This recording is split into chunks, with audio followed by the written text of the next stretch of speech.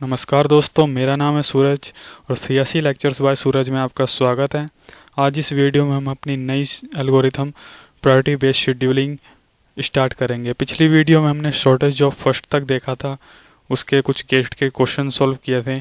आज इस वीडियो में हम अपनी नई CPU scheduling algorithm priority based start करेंगे। ठीक है, इसका जो क्राइटेरिया होता है सीपीयू एलोकेट करने का, जो प्रायोरिटी बेस्ड शेड्यूलिंग एल्गोरिथम का जो क्राइटेरिया होता है प्रोसेसेस को सीपीयू एलोकेट करने का, वो प्रायोरिटी के बेस पे होता है। ठीक है, ये जो आपकी प्रायोरिटी होती है, हर प्रोसेस की कुछ प्रायोरिटी दी हुई होती है। जैसे एक प्रोसेस नंबर 1 की 4 प्रायोरिटी है, ठीक है, प्रोसेस नंबर 2 की 5 है।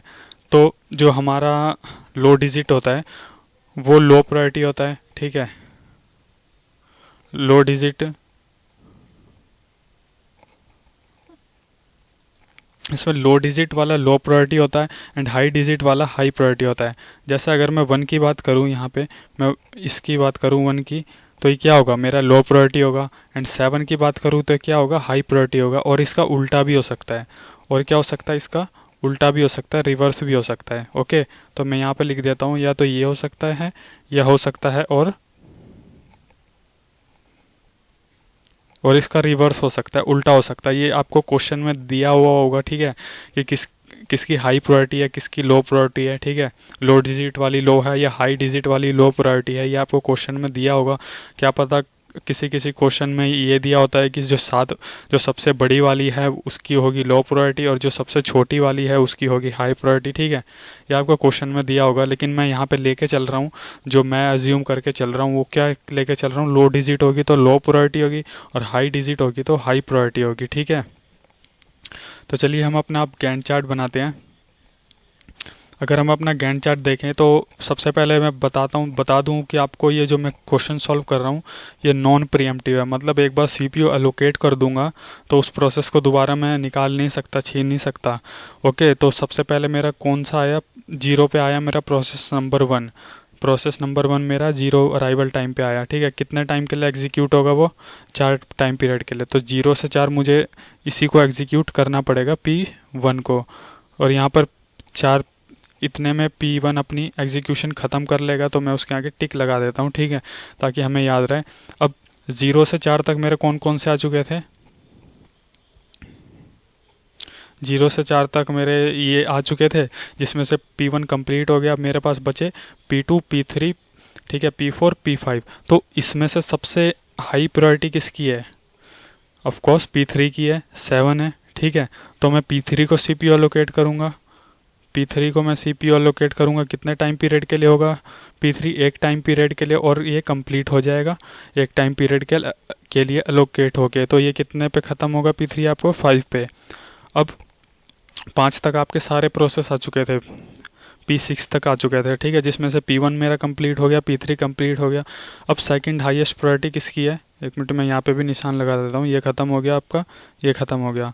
अब कौन कौन से बचे आपके, 5, 2, 1, 6। अब इनमें से सबसे हाईएस्ट प्रायोरिटी किसकी है, 6 की है ऑफ कोर्स। तो मैं प्रोसेस P6 को एलोकेट करूँगा। प्रोसेस P6 को मैंने एलोकेट किया, कितने टाइम पीरियड के लिए एलोकेट होगा, ये 6 टाइम पीरियड के लिए, क्योंकि एग्जीक्यूशन टाइम और बर्स्ट टाइम इसका क्या है, 6 है। तो ये कितने पे ख़त्म होगा, 11 पे। ओके, तो ये मेरा P6 भी ख़त्म हो गया। अब कौन से बचे मेरे, P4, P5 एंड P2।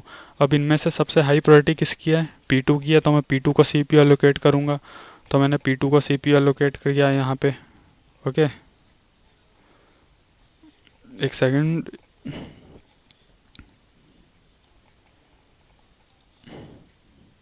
थोड़ा नीचे कर लेता हूँ मैं। ओके, तो मैंने P2 को CPU एलोकेट किया यहाँ पे। कितने टाइम पीरियड के लिए होगा P2, 5 टाइम पीरियड के लिए। ठीक है, तो कितने पे ख़त्म होगा P2, 16 पे ख़त्म होगा, ऑब्वियस सी बात है। ठीक है, अगला हम देखें, अगला ये P2 हो गया हमारा। अब कौन कौन से बचे, P4 और P5। इनमें से हाई प्रायोरिटी वाला कौन है, P4 है। तो मैं पहले P4 को एग्जीक्यूट करूँगा। P4 को एग्जीक्यूट किया मैंने, कितने टाइम पीरियड के लिए वो एग्जीक्यूट होगा, 2 टाइम पीरियड के लिए, और कंप्लीट हो जाएगा। 2 टाइम पीरियड के लिए एग्जीक्यूट होगा तो कितने पे ख़त्म होगा, ये 18 पे। अब लास्ट बचा मेरा P5, मैं इसको एग्जीक्यूट कर दूंगा। कितने टाइम पीरियड के लिए होगा, ये 3 टाइम पीरियड के लिए, मतलब 20, 1 पे ख़त्म होगा मेरा P5। अगर हम अब कंप्लीशन टाइम की बात करें सबके लिए, कंप्लीशन टाइम की बात करूं तो P1 का कंप्लीशन टाइम क्या है? P1 का कंप्लीशन टाइम अगर आप देखें 4 है, क्योंकि आते ही कंप्लीट हो गया था, वो 0 पे आया था, तो मैं यहाँ पे लिख दे सकता हूँ 4। P2 की बात करूँ तो P2 का 16 है। P3 की बात करूँ तो P3 का कितना है? 5 है। P4 की बात करूँ तो 18। P5 की बात करूँ तो 21 एंड P6 की बात करूँ तो 11। यह है P6 आपका। ओके, P6 की बात करूँ तो 11। अगर अब मैं यहाँ से अपना जो टर्न अराउंड टाइम है और वेटिंग टाइम है वो निकालूँ तो सबसे पहले आपको पता है इनका फॉर्मूला क्या होता है। टर्न अराउंड टाइम के फॉर्मूले की बात करूँ मैं तो क्या होता है? Completion time minus arrival time. और वेटिंग टाइम की बात करूँ तो क्या होता है? Turn around time minus burst time. Okay, तो हम अब अपना टर्न अराउंड टाइम निकालते हैं। अगर P1 के लिए हम अपना टर्न अराउंड टाइम निकालेंगे तो क्या आएगा? P1 के लिए turn around time completion time minus arrival time, तो 4 माइनस 0 4। सेम ऐसे ही P2 के लिए निकालेंगे। P2 के लिए 16 माइनस 1 15। ऐसे ही P3 का बात करूँ तो 3। P4 की बात करूँ तो 15। P5 की बात करूँ तो 21 माइनस 4 17। अगर P5 की बात करूँ तो 11 माइनस 5 कंप्लीशन टाइम, हाँ 11 माइनस 5 6।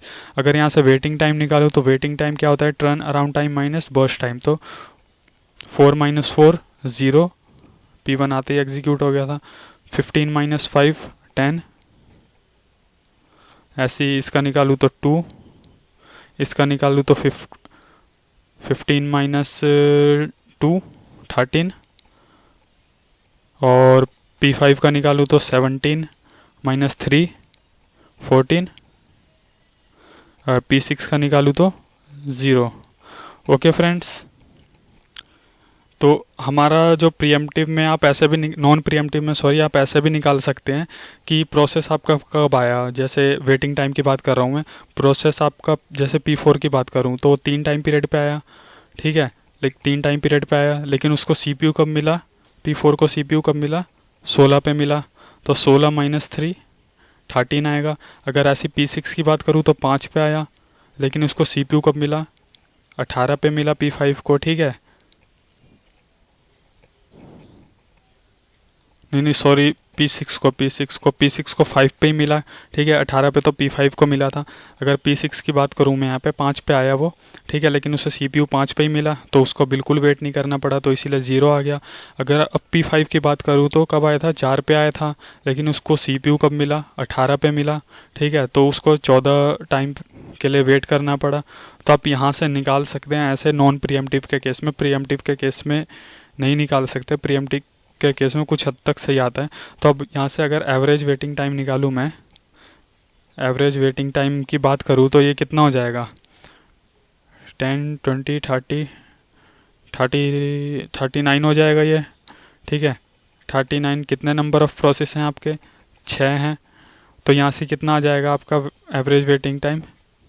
6.5 आपका एवरेज वेटिंग टाइम आ जाएगा, ठीक है, यहाँ से। तो आपको होप आपको ये समझ आया होगा। अगली इसकी हम एक दो और एग्जांपल देखेंगे कि अगर प्रायोरिटी सेम हो जाती है तो सबसे पहले जो प्रोसेस आया उसको सिलेक्ट करेंगे, अराइवल टाइम के बेस पे सिलेक्ट करेंगे अगर प्रायोरिटी सेम हो जाती है, ठीक है। तो आगे अभी हम एक दो और क्वेश्चन सॉल्व करेंगे। होप आपको ये वीडियो समझ आई होगी। तब तक के लिए धन्यवाद। जय हिंद।